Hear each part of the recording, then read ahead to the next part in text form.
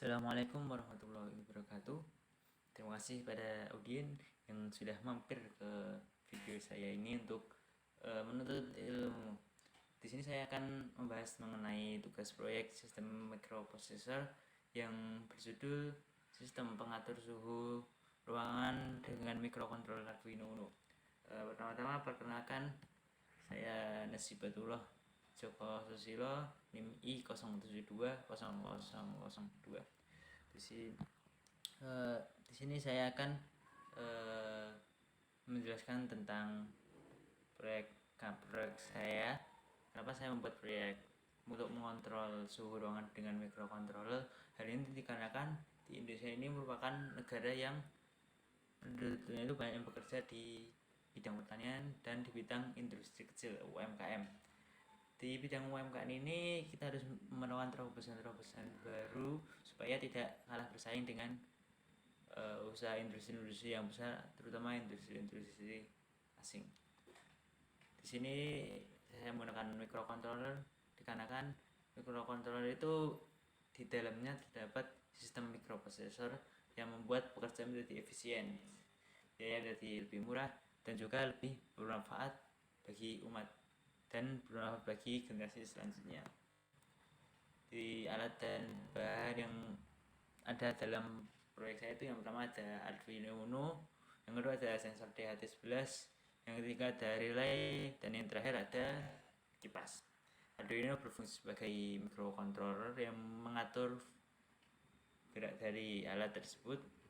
Yang kedua ada sensor DHT11 yang berfungsi sebagai input ke microcontroller, yaitu input suhu ruangan.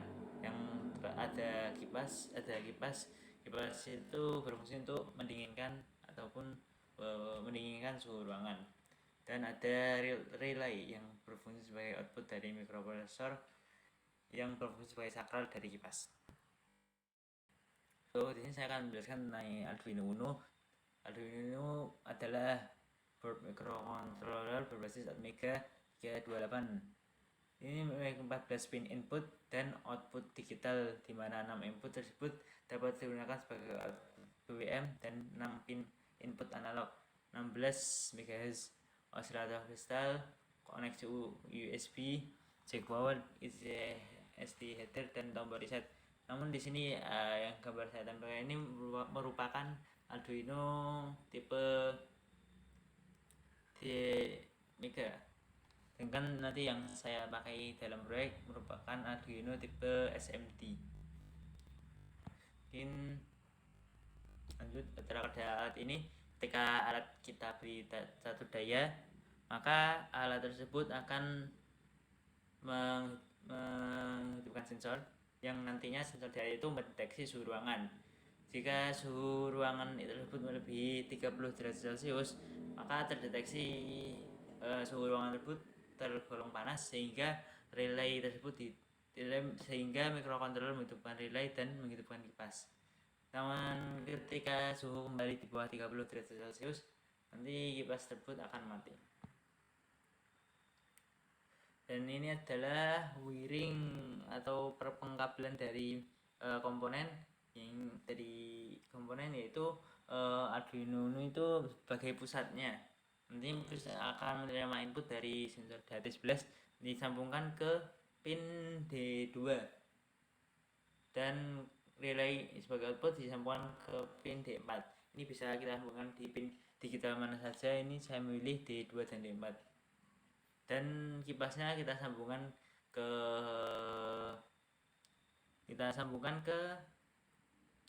PLN, ke satu daya PLN.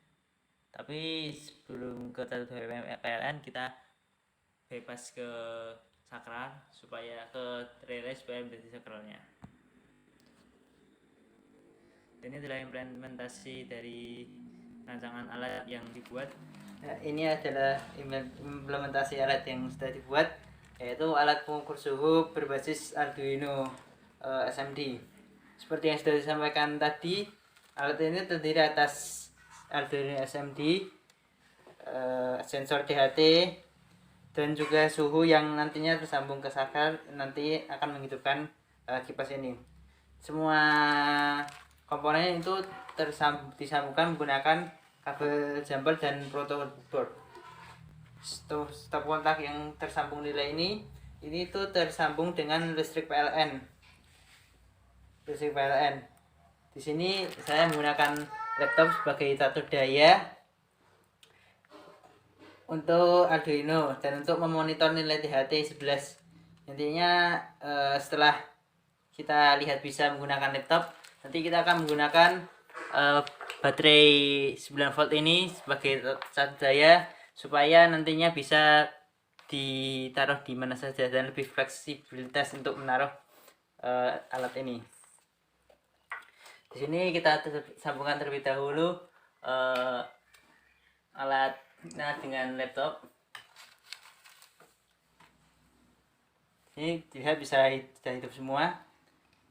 Dan karena ini Arduino sudah saya program, di sini kita tinggal masuk ke serial monitor untuk melihat nilai dari sensor DHT. Di sini suhu yang terbaca ada 27 derajat Celcius.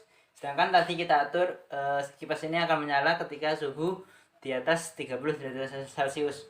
Untuk memanaskan pembacaan dari sensor THT11 ini saya menggunakan kipas angin, korek api merek, enggak ada mereknya ini, merek Tokai, untuk memanaskan sensor DHT-nya.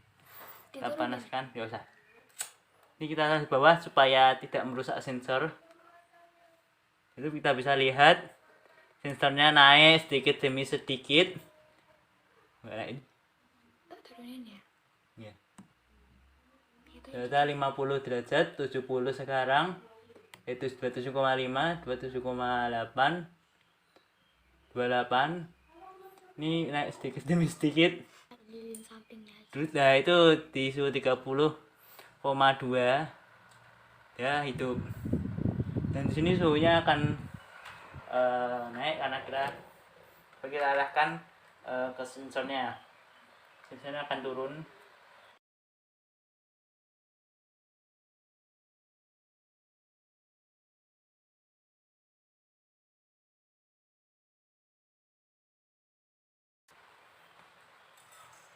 Nah, dia sampai suhu 29,9, di bawah 30 maka akan mati sensornya.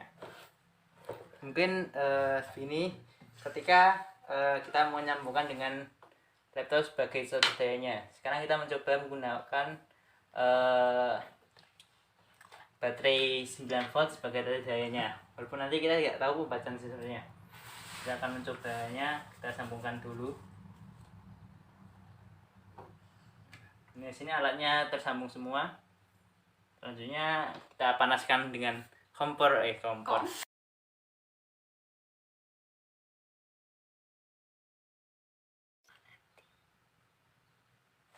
Kita lihat ini dah lebih dari suhu 30 maka akan hidup.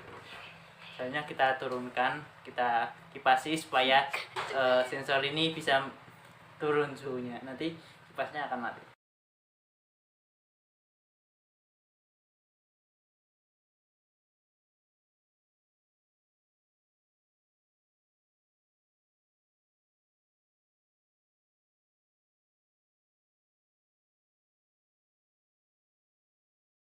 Mati, berarti suhunya sudah terdeteksi di bawah 30 derajat. Dengan menggunakan catur daya baterai ini bisa lebih fleksibel sehingga bisa lebih mudah kita mengimplementasikannya. Itu adalah implementasi dari alat yang sudah dibuat.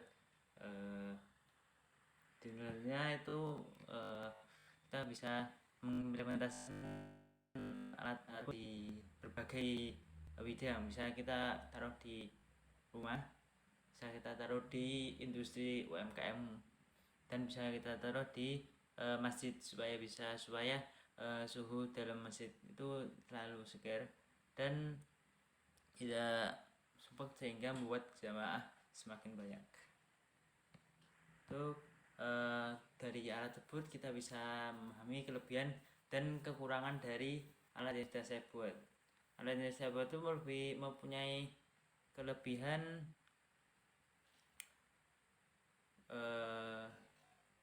beberapa kelebihan, yaitu mudah diimplementasikan dan harganya murah. Namun kekurangannya itu alat ini tidak bisa diandalkan dalam waktu yang lama, sehingga ketika kita ingin membuat alat ini plug dan bisa awet, itu kita dapat menggunakan PLC. Mungkin sekian dari kami.